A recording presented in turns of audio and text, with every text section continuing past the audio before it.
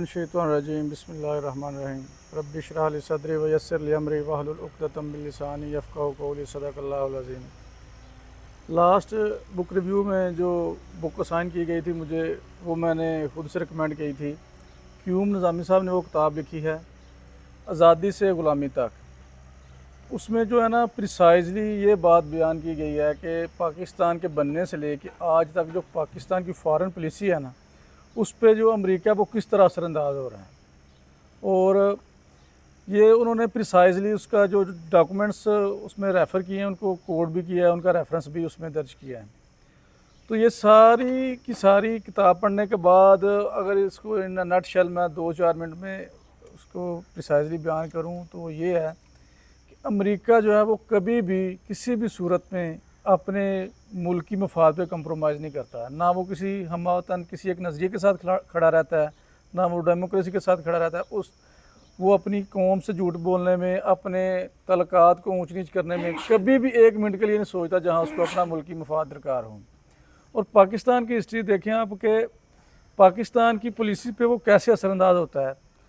वो सबसे ज़्यादा पाकिस्तान की पॉलिसी पे जो असरअंदाज हुआ है वो थ्रू फौज हुआ है, थ्रू एस्टेब्लिशमेंट हुआ है।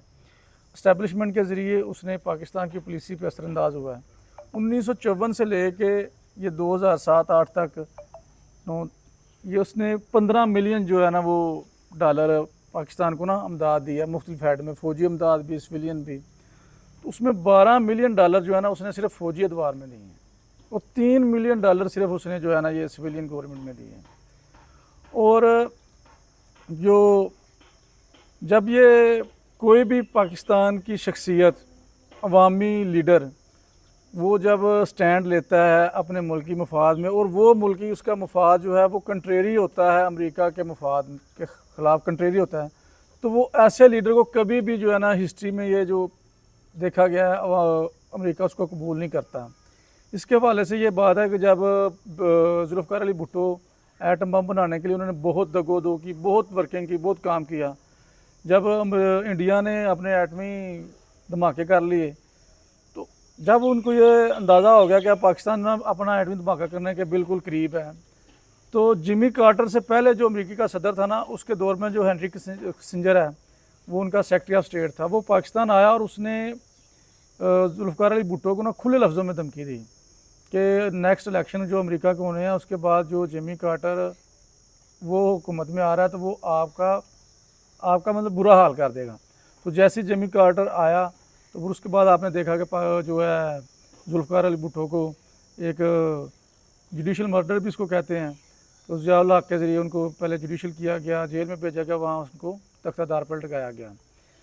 तो इन अ नटशेल अगर उसका जो किताब का प्रिसाइज़ जो मैं समझ सका हूँ कि जब तक पाकिस्तान के जो लीडर हैं, सियासतदान हैं, जब तक अपनी वो फ़ॉरेन पॉलिसी अपने मुल्की मफाद को मद्देनज़र रखते हुए फार्मूलेट नहीं करेंगे, पाकिस्तान जो है वो तरक्की भी नहीं कर सकता और वो दुनिया अक़वाम आलम में अपना बाइज़्ज़त मकाम भी हासिल नहीं कर सकता।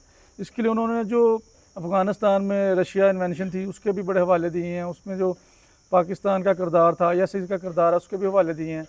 फिर उसके बाद जो है अमेरिका का सफारती तल्लुकात जो चाइना में बिल्टअप हुए हैं, जो बनाए हैं, उसमें सबसे ज़्यादा अहम किरदार जो है वो पाकिस्तान का। पाकिस्तान के ज़रिए पाकिस्तान ने जो है ना अमेरिका का चाइना के साथ सफारती तल्लुकात इस्टेब्लिश करवाए थे, उनका आपस में मीटिंग करवाई थी। तो यही इसमें नटशेल क्रक्स यही है कि पाकिस्तान की फ़ॉरेन पॉलिसी पाकिस्तान के इंटरेस्ट को, पाकिस्तान के नेशनल इंटरेस्ट को मद्देनज़र रखते हुए जब तक फार्मूलेट नहीं की जाएगी, पाकिस्तान जो है वो अपना नाम, अपना मकाम अच्छी तरह हासिल नहीं कर सकता अवाम आलम में। Thank you very much.